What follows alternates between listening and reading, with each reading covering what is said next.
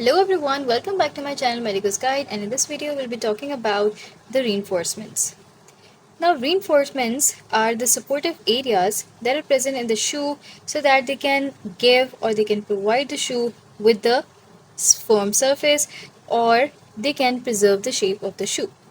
Now these reinforcements are several in number, but the common reinforcements are discussed here, and these are the toe boxing, shank piece, corrugated steel shank, and the counter. Now let's discuss them one by one. The toe boxing is the area of the shoe in front. Here you can see this is the toe boxing, and this is located anteriorly, and this part protects the toes from distal and vertical trauma. Distal and vertical trauma. Alright, and this toe boxing area must be high enough so that it can accommodate the deformities like the hammer toes or the other deformities. And the hammer toes, as discussed in the previous video, that this is a deformity where there is a contractile malformation, or you can say the contractile dysfunction of the muscles and the ligaments in the toes. Now the shank piece. First of all, let me show you from the figure.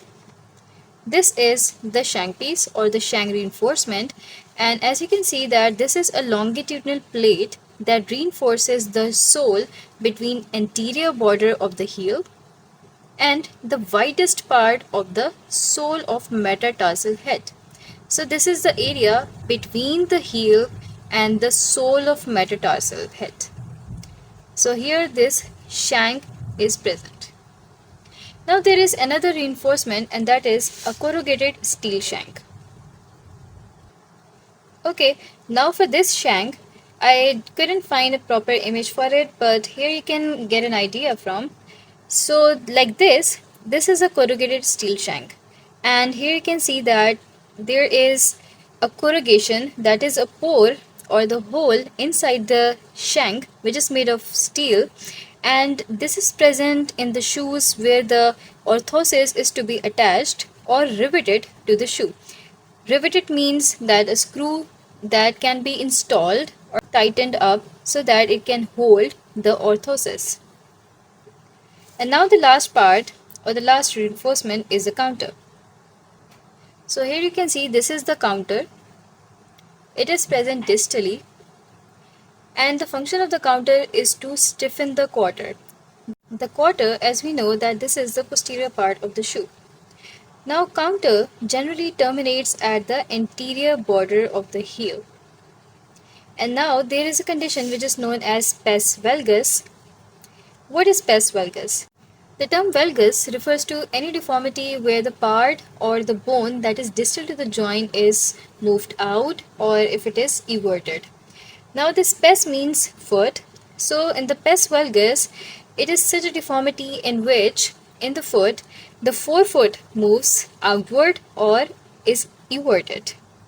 So imagine a situation in which the forefoot is everted. What would happen? That foot would collapse medially.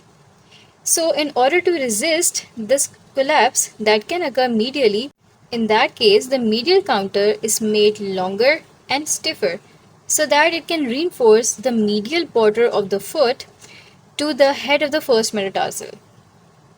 Alright, so imagine if this is the foot, so and this is the medial part of it, the medial counter would be made stiffer and longer to reinforce the medial border of the foot to the first metatarsal. Alright, so this was all about the reinforcement. In the next part of the series, we'll be talking about the last. So thanks for watching. If you enjoyed this video, like, share and subscribe to my channel.